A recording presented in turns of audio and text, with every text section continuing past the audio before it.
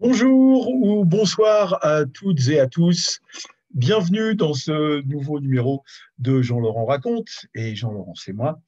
Et ce soir, ou ce midi, ou ce matin, ça dépend quand vous regarderez cette vidéo, eh bien, nous allons traiter d'un événement qui a eu lieu le 20 juin 1789, donc avant le 14 juillet, et qui s'appelle le serment du jeu de paume. Et nous verrons que ce serment n'est pas tout à fait, sans lien avec la franc-maçonnerie. Alors, on va essayer déjà de resituer un petit peu cet événement dans son contexte, dans son contexte historique. Voilà, donc nous allons parler du serment du jeu de paume. Alors, le contexte historique, ben déjà, nous sommes toujours en royauté, le 20 juin 1789. Et ce roi, c'est Louis XVI. Alors Louis XVI, il est né le 23 août 1754 à Versailles. Il aura deux frères après Louis XVIII et Charles X, qui deviendront rois après lui, pardon. Il va mourir guillotiné le 21 janvier 1793, mais nous n'en sommes pas encore là. Il est roi de France et de Navarre à la mort de son grand-père Louis XV, le 10 mai 1774, et il sera roi de France jusqu'au 6 novembre 1789, puis roi de France et des Français jusqu'au 21 septembre 1792. C'est le dernier roi de France de ce que l'on appelle l'Ancien Régime. Moi, je dois dire que je l'aime bien, Louis XVI, par rapport aux deux qui régnaient avant lui, avant lui. Je parle de Louis XIV et de Louis XV. Alors, il hérite, Louis XVI, d'un royaume qui est totalement en faillite. Il ne faut pas oublier que Louis XV est enterré de nuit, de peur qu'il y ait des émeutes. Lors de son enterrement, tellement il est détesté.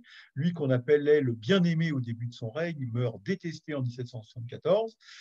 Et il va avoir un certain nombre de succès quand même, Louis XVI, et notamment cette victoire à la fois politique, diplomatique et militaire, qui est l'aide qu'il a apportée aux insurgents américains lors de la Révolution américaine, lors de la guerre d'indépendance américaine, qui va se terminer par le traité de Paris de 1782. Mais voilà, cette aide militaire, en plus des dettes abyssale laissée par Louis XV, ce soutien aux insurgents américains va finir de ruiner le pays. Bon, il va essayer de faire des réformes financières, que ce soit avec Turgot, avec Calonne, avec Necker, mais ça ne va pas marcher à cause de l'opposition, notamment de la cour, des princes et des grands. Donc, il ne va pas pouvoir faire les réformes qu'il veut. Néanmoins, il lui faut de l'argent. Et quand il faut de l'argent, il faut appeler ce qu'on appelle les États généraux, qui sont les provinces qui élisent des députés. Et ces députés sont à même de lever de nouveaux impôts, ou en tous les cas de faire un certain nombre de réformes financières. Alors, c'est ce que va faire Louis XVI. Il va convoquer après les grandes troubles et les grandes crises, je ne reviendrai pas en 1787-1788. Donc, il convoque le 8 août 1788, il convoque les États généraux qui auront lieu à partir du 5 mai 1789. Alors, ces États généraux, alors il faut oublier que il n'y avait pas eu d'États généraux sous Louis XIV et sous Louis XV. Les derniers États généraux qui avaient eu lieu, c'était entre le 27 octobre 1714 et le 23 février 1615 sous Louis XIII. Louis XIV, qui est un monarque absolu, et Louis XV aussi, n'ont jamais convoqué les États généraux. Mais Louis XVI est contraint de le faire et il le fait. Et ces États généraux s'ouvrent le 5 mai 1789. Je vous passe, il y avait eu une grand-messe la veille, etc. Dans la salle des menus plaisirs de Versailles. C'est ouvert par le marquis de Dreux-Brézé, nous reviendrons sur lui tout à l'heure, qui est le grand maître des cérémonies du royaume. Et cette salle des menus plaisirs est appelée pour l'occasion des États généraux la salle des trois ordres, puisque les députés vont voter par ordre.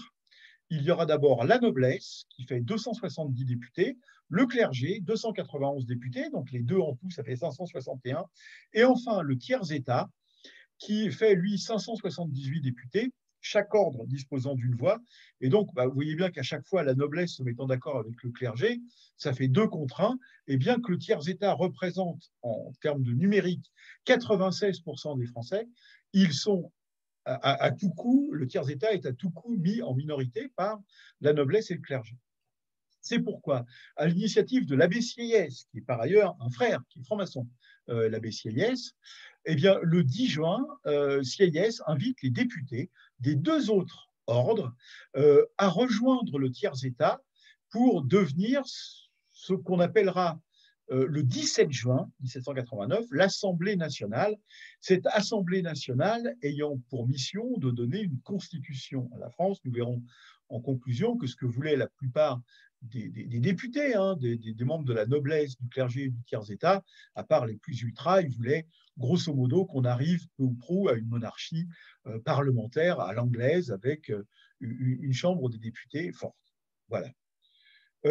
Donc, le 17 juin, les 3 ordres se réunissent à l'Assemblée nationale, comme Assemblée nationale. Ça ne plaît pas du tout au roi et aux ultras. Donc, le roi fait fermer la salle des menus plaisirs, soi-disant pour travaux. Et donc, les députés vont être contraints de se rejoindre ailleurs.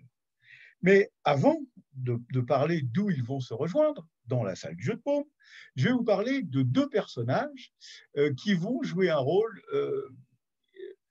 déterminant dans cette journée du 20 juin.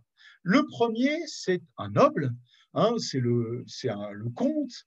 Il s'appelle Honoré Gabriel Riquetti, comte de Mirabeau. C'est probablement s'il est comte, enfin on l'appelle Mirabeau, né en 1749 et qui va mourir en 1791. C'est vraiment le premier tribun, le premier grand orateur de l'Assemblée nationale. On l'appelle d'ailleurs l'orateur du peuple ou la torche de Provence. Alors, il est membre de la noblesse, lui, il n'est pas membre du tiers-État, mais il va jouer un rôle déterminant puisqu'il va se joindre au tiers-État, il va être des nobles, beaucoup de nobles vont se joindre au tiers-État le 17 juin, et donc Mirabeau va être un de ces grands orateurs, et il sera le premier comme il va mourir en 1791, il va être le premier à être enterré au Panthéon, la demeure des grands hommes, puisque vous savez qu'il y a la place des grands hommes, et donc la demeure des grands hommes, c'est le Panthéon. Et Robespierre va l'en faire retirer, parce qu'on va découvrir qu'en fait, il avait, bien après sa mort, qu'il avait quelques relations avec les membres de la cour. Voilà. Le premier personnage, c'est Mirabeau. Le deuxième personnage, on l'a évoqué tout à l'heure, enfin je viens de l'évoquer, c'est Henri Évrard, marquis de Dreux-Brézé, qui est né à Paris en 1762 et qui va mourir beaucoup plus tard en 1829. Et c'est le grand maître des cérémonies de la France à la fin de l'Ancien Régime. C'est donc lui qui dirige les travaux des États généraux. Il va reprendre la charge de grand maître des cérémonies à la mort de son père en 1781. Et c'est lui qui va préparer les États généraux. Et après l'ouverture de ces États généraux, c'est vrai qu'il bute à l'hostilité des députés du tiers-État parce qu'il est contraint d'obéir aux membres de la noblesse, notamment aux plus durs, qui cherchent à humilier le tiers-État, et il est un peu l'emblème de ceux qui essayent d'humilier le tiers-État. Or, comme Mirabeau, notre brave marquis de Dreux-Brézé, enfin pas si brave que ça, mais enfin le marquis de Dreux-Brézé, est également franc-maçon, membre évidemment d'une loge de la cour de Versailles, puisqu'il y avait plusieurs loges maçonniques qui se réunissaient à Versailles, dont la loge des Trois Frères, ce qu'on appelle la loge des Trois Frères, c'est-à-dire celle de Louis XVIII, Louis XVI, Louis XVIII, Charles X, puisqu'on a dit que les Trois Frères, même si c'est pas prouvé à 100%, que les Trois Frères avaient été initiés. Alors, on a vu que le 17 juin, notre salle des menus plaisirs où se réunit l'Assemblée nationale est fermée pour le roi pour cause de travaux. Il paraît qu'il y a des travaux. Bon, personne n'est dupe. Et à l'initiative de Joseph Guillotin, qui est député, qui est également franc-maçon, membre de la loge des Neuf Sœurs, eh bien, les députés, comme ils ne peuvent pas se réunir à la salle des menus plaisirs, vont se réunir dans la salle du jeu de paume.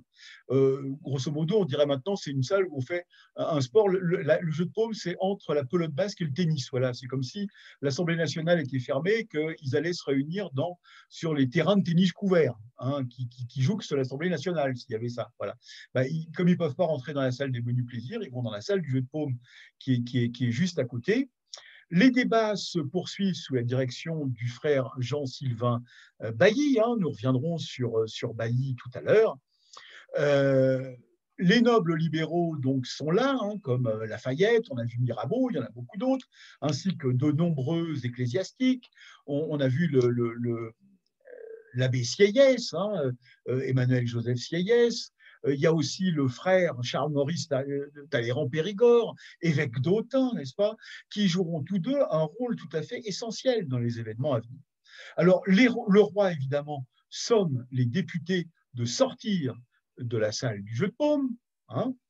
Il envoie pour cela le marquis de Drebrézé, qui est le grand maître des cérémonies, et le roi lui dit prenez quelques hommes et allez me disperser ces députés qui se réunissent dans la salle du jeu de paume. Eh bien, Drebrézé y va.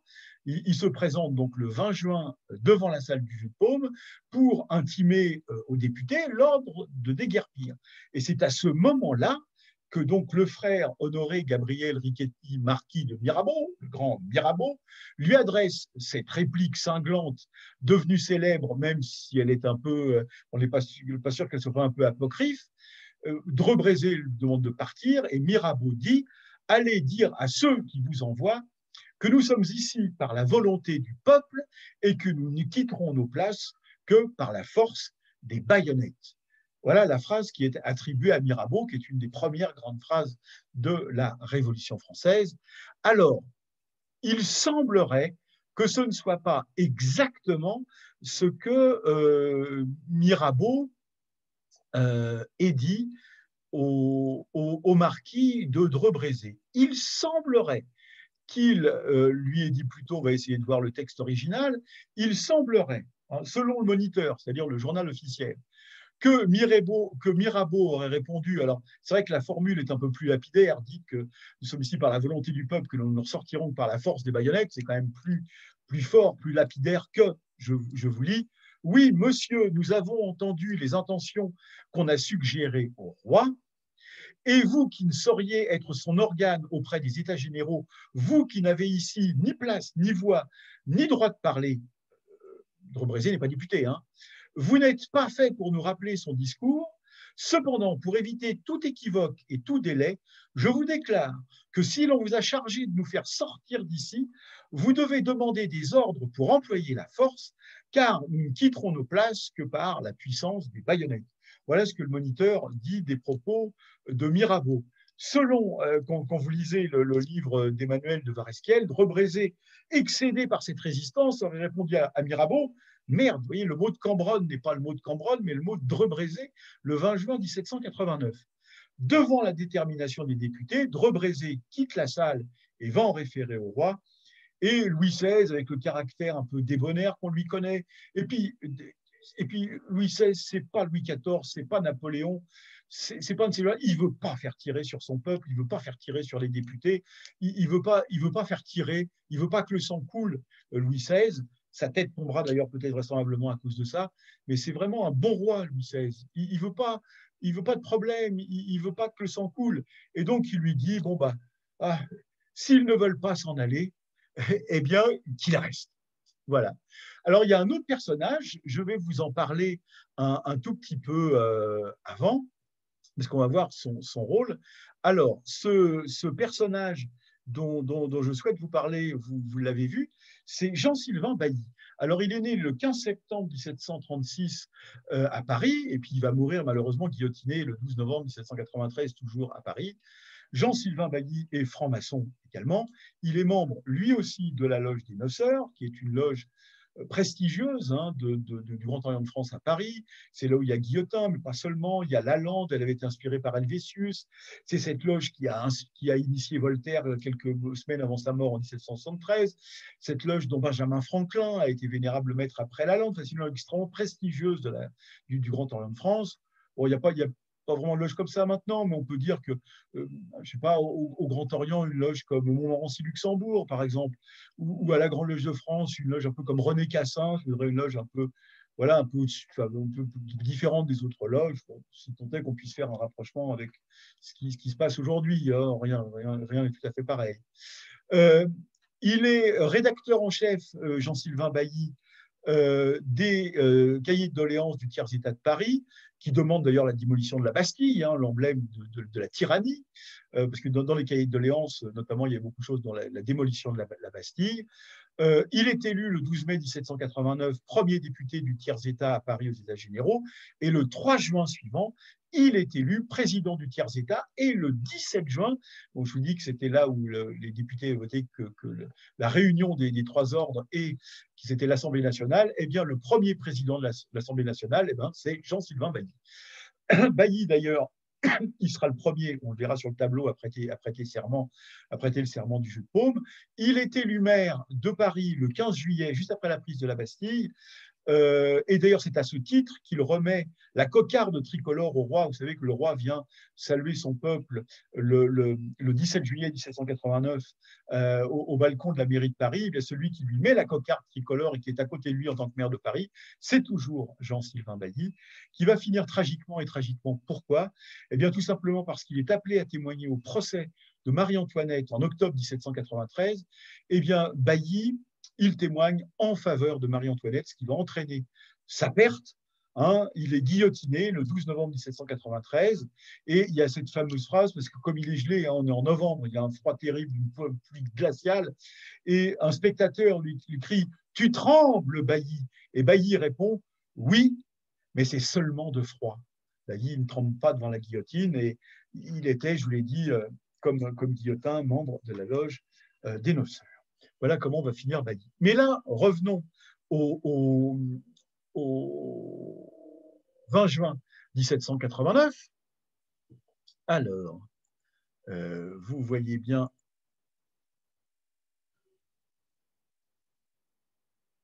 voilà, ici, donc vous voyez le serment du jeu de paume. Et pourquoi je vous dis ça? Parce que nous allons revenir ici, voilà, et les députés présents, hein, tous les députés présents du tiers-État, de la noblesse, comme du clergé, vont se réunir, ceux qui sont là, il y en a environ 500 hein, à peu près, qui se réunissent, et ils promettent de ne pas se quitter avant d'avoir donné à la France une constitution.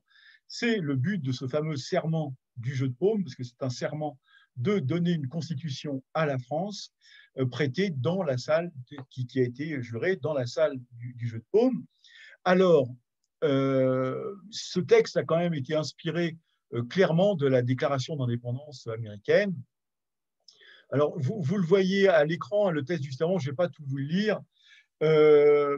L'Assemblée nationale, elle s'appelle comme ça depuis le 17 juin, considérant qu'appelée à fixer la constitution du royaume, opérer la régénération de l'ordre public et maintenir les vrais principes de la monarchie, n'oubliez pas que le roi est toujours là, mais une monarchie constitutionnelle, rien ne peut empêcher qu'elle continue ses délibérations dans quelque lieu qu'elle soit forcée de s'y établir, la salle du jeu de paume au lieu de la salle des menus plaisirs, et qu'enfin, partout où ses membres sont réunis, là est l'Assemblée nationale, arrête que tous les membres de cette assemblée prêteront à l'instant serment solennel de jamais ne se séparer et de se rassembler partout où les circonscriptions les exigeront jusqu'à la constitution du royaume soit établie et affermie sur des fondements solides, etc., etc., etc.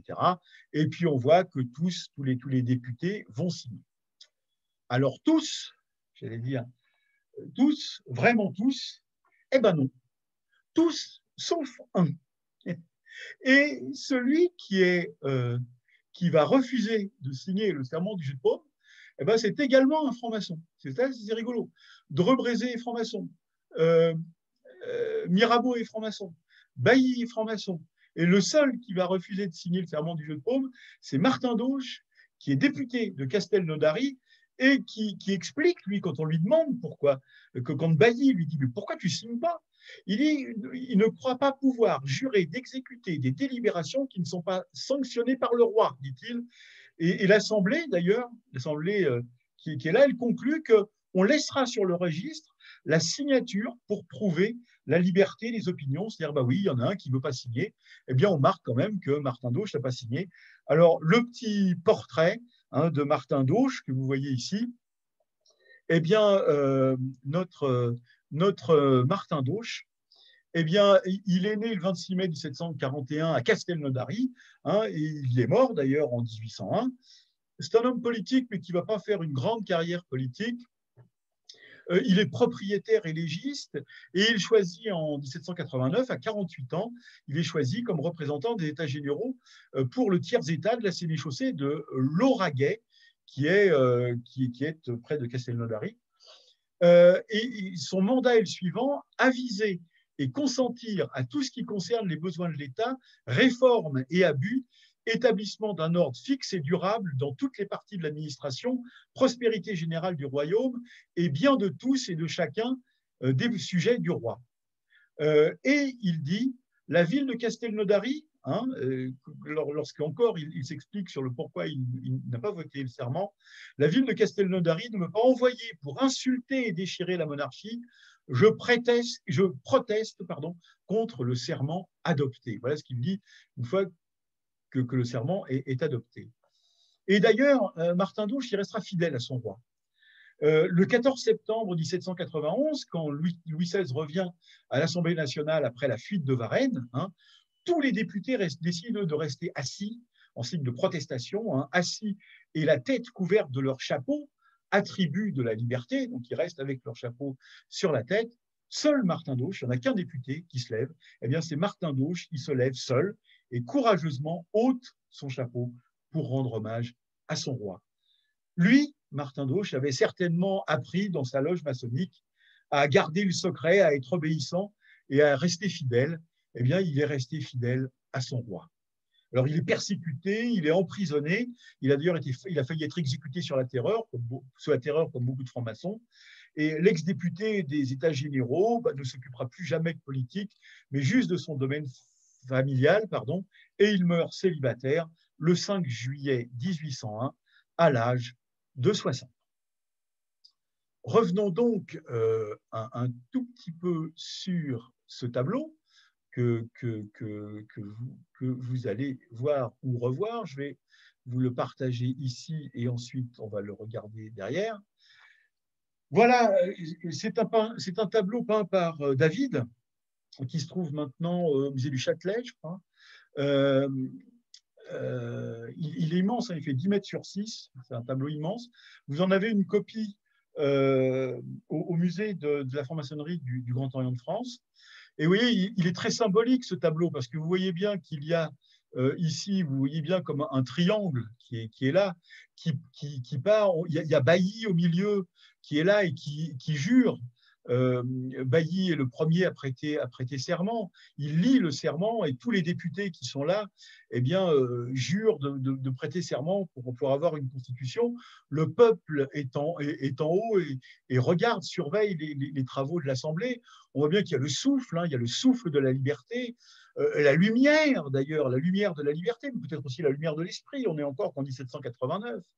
Il y a une scène d'ailleurs très touchante devant, ce qui est quand même très important, c'est que le premier plan est tenu par quoi? Par un prêtre qui est là, on le voit bien. Ici, on ne sait pas trop si c'est un noble ou un membre du tiers-État, et au milieu, quand même, par ce qui semble être, et ce qui est vraisemblablement, un pasteur protestant. N'oubliez pas que, Louis XVI a promulgué l'édit de tolérance, qui, pour la première fois depuis Louis XIV, autorise les protestants, avec beaucoup de restrictions, mais enfin qui autorise quand même à faire le culte. Vous voyez?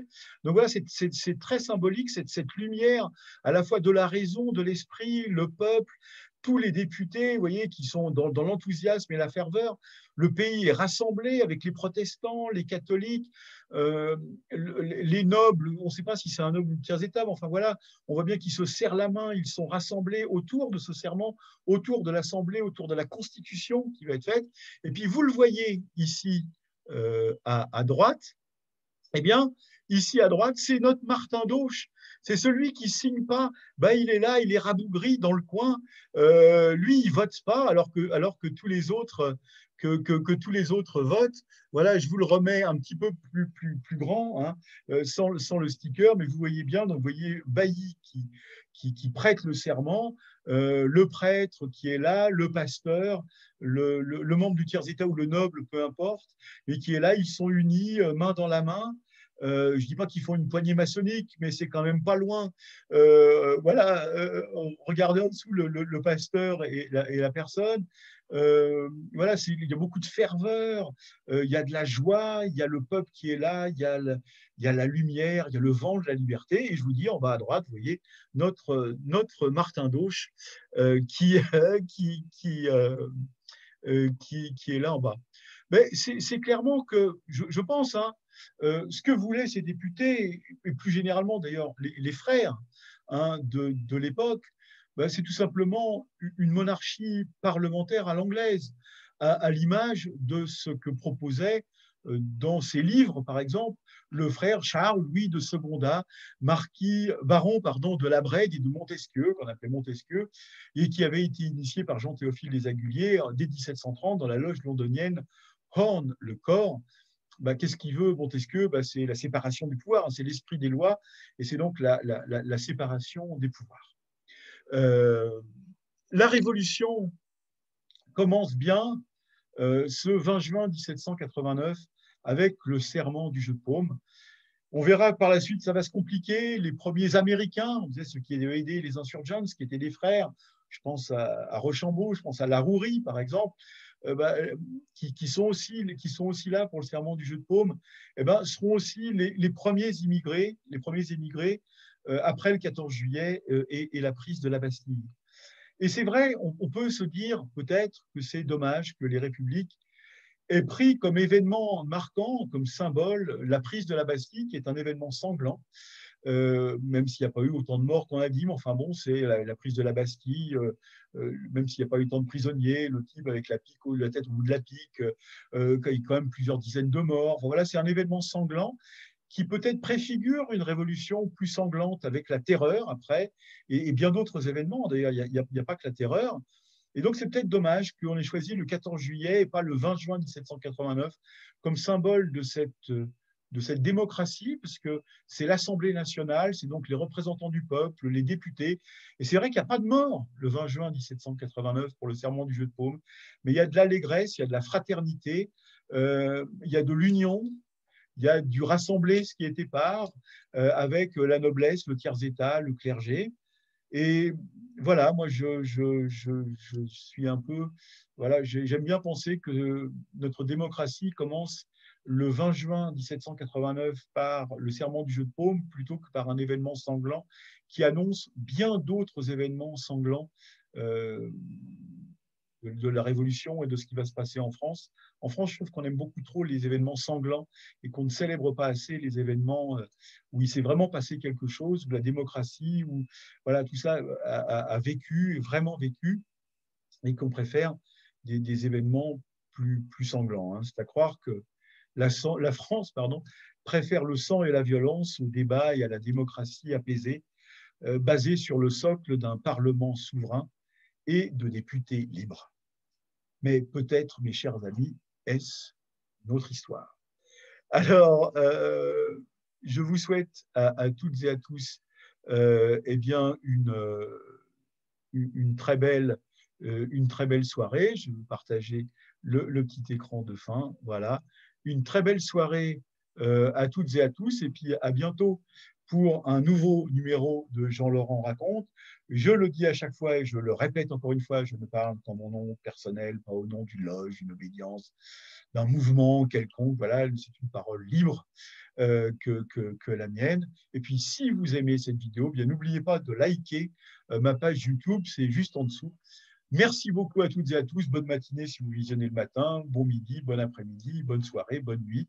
Et puis à très bientôt pour un nouveau numéro de Jean-Laurent raconte. Salut à toutes et à tous.